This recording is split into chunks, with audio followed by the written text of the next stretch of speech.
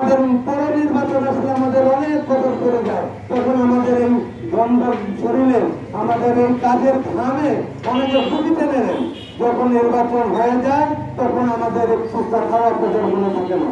তাই আগামী দিনে আপনাদেরকে সতর্ক করে বলে দিচ্ছি, আমরা যখন ভোটের অধিকার রাখি, আমরা যখন এই জায়গা থেকে যখন আমরা আজকে 400 বছর ধরে এই জায়গা যখন আমাদের নোংরা জায়গা ছিল, তখন আমরা নোংরা জিনিস পরিষ্কার করার জন্য আমাদের এক জায়গায় কিন্তু সেখানে বসবাসের জায়গা নির্ধারণ করে দেওয়া হয়েছিল।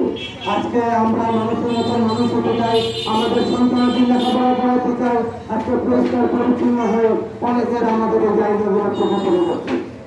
আপনারা দেখুন, আমরা যেটুক জায়গায় বিগত ব্রিটিশ আমল থেকে আমাদেরকে দিয়েছে, আমরা সেইটুক জায়গার মধ্যে সীমাবদ্ধ।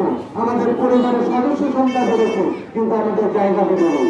তাই মাননীয় প্রধানমন্ত্রী, আপনি জননেত্রী, যে আপনি মানবতার মা এবং রাজবাড়ি আমাদের মাননীয় মন্ত্রী মহোদয়, রাজবাড়ি পৌর মহোদয় যারা আছেন, তারা আমাদের দিকে চিন্তা করে আমাদের যাতে সন্তানা দিই, যাতে আগামী দিনে আমরা যেখানে আছি সেখানেই যেন আমাদের পুনর্বাসন দিয়ে একজন সুনাগরিকের মতন আমরা জীবনযাপন করতে পারি, এই আশা ব্যক্ত করে আজকের এই মানববন্ধন সুন্দর ও সাকসেস হোক। সবাইকে এই আশা, এই প্রত্যাশা রেখে আমি আমার বক্তব্য শেষ করছি। সবাইকে ধন্যবাদ। এখান থেকে সবাইকে নোটিশ দেওয়া হচ্ছে, হুমকি দামকি দেওয়া হচ্ছে যে তোমাদের দোকান দেওয়া হবে, তোমরা এখান থেকে সরে যাও। কেন? আমরা যেখানে আমরা বংশ প্রায় 400 বছর ধরে সেখানে বসবাস করছি, আমাদেরকে কোন কারণে সেখান থেকে উঠে নেওয়া হবে?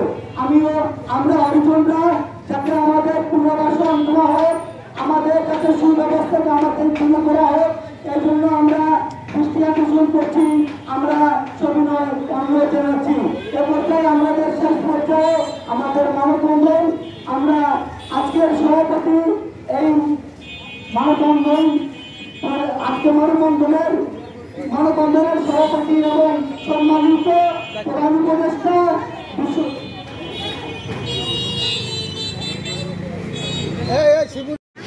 হরিজনদের অবৈধভাবে হামলা, হরিজনদের বাড়িঘর উচ্ছেদ করা সহ বিভিন্ন সমস্যার সম্মুখীন হতে হয়।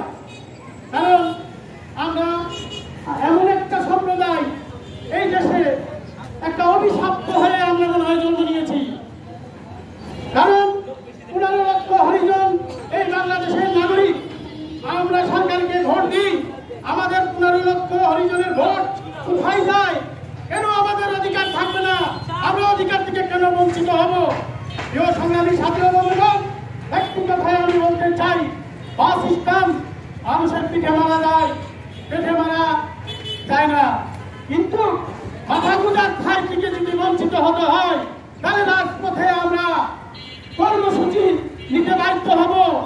আজকে সিটি কর্পোরেশন মেয়র সাহেবকে বলতে চাই, আপনার সিটি কর্পোরেশন যদি রোড ঘাট ট্রেন কালভার্ট নাল সম্পূর্ণ কিছু পরিষ্কার পরিচ্ছন্ন হরিজন সম্প্রদায় যদি না করত, আপনার সিটি কর্পোরেশন থাকতো না।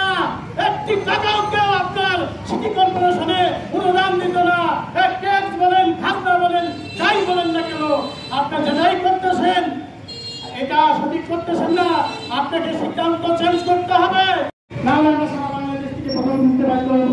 সবাইকে ধন্যবাদ রেখে প্রধানমন্ত্রীকে বিনয়ের সাথে জানাই, আমাদের এই দুঃখী এই অবনীত পিছিয়ে এবং অন্যান্য হরিজন সম্প্রদায়ের এলাকা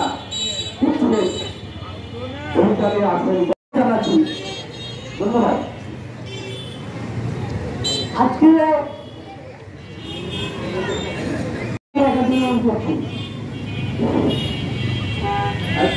রাজবাড়ী জেলা হরিজন মা এবং বাংলাদেশে স্থান পেতে পারে, তাহলে আমরা তো এই দেশের নাগরিক, আমরা সকল ধরনের এই অবৈধ উচ্ছেদের জন্য আমরা তীব্র নিন্দা জানাই। আমরা মেয়র মহোদয়ের কাছে অনুরোধ করছি যে আমরা মাননীয় প্রধানমন্ত্রীর কাছে, জননেত্রী শেখ হাসিনার কাছে আমরা বিনয়ের সাথে অনুরোধ করছি, আমরা আপনারই লোক, আপনার দেশেরই লোক। আমাদের সবার প্রিয়, আমাদের ছোট ভাই, আমাদের বক্তব্য রাখার জন্য আমি অনুরোধ করছি আমার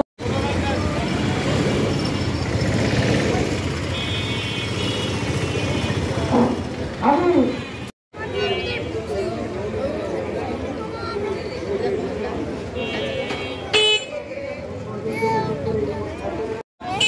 রাজবাড়িবাসী আপনারা জানেন 10 জুন মঙ্গলবার আমাদের তার উচ্ছেদ অবৈধ উচ্ছেদ চলবে না।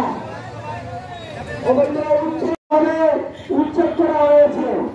সেখানে 200 পরিবারের আকাশের নিচে তারা